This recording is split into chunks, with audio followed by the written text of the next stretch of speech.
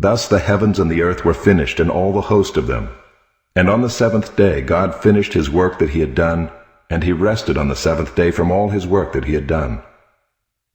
So God blessed the seventh day, and made it holy, because on it God rested from all his work that he had done in creation.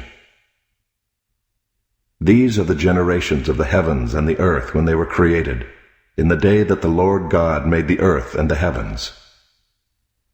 When no bush of the field was yet in the land, and no small plant of the field had yet sprung up, for the Lord God had not caused it to rain on the land, and there was no man to work the ground, and a mist was going up from the land and was watering the whole face of the ground.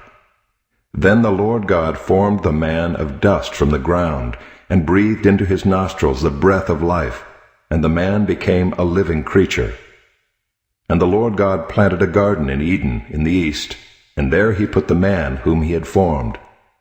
And out of the ground the Lord God made to spring up every tree that is pleasant to the sight, and good for food.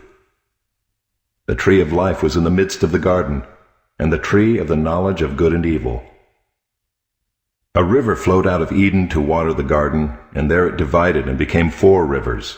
The name of the first is the Pishon. It is the one that flowed around the whole land of Havilah, where there is gold. And the gold of that land is good, bdellium and onyx stone are there. The name of the second river is the Gihon. It is the one that flowed around the whole land of Cush. And the name of the third river is the Tigris, which flows east of Assyria. And the fourth river is the Euphrates. The Lord God took the man and put him in the Garden of Eden to work it and keep it.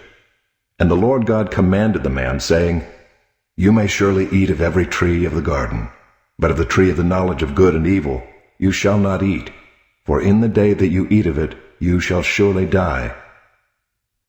Then the Lord God said, It is not good that the man should be alone.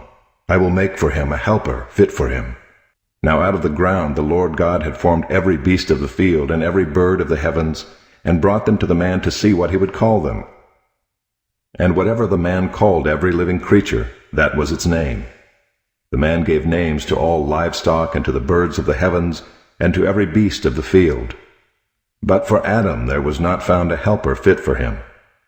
So the Lord God caused a deep sleep to fall upon the man, and while he slept, took one of his ribs, and closed up its place with flesh. And the rib that the Lord God had taken from the man he made into a woman, and brought her to the man. Then the man said, This at last is bone of my bones, and flesh of my flesh.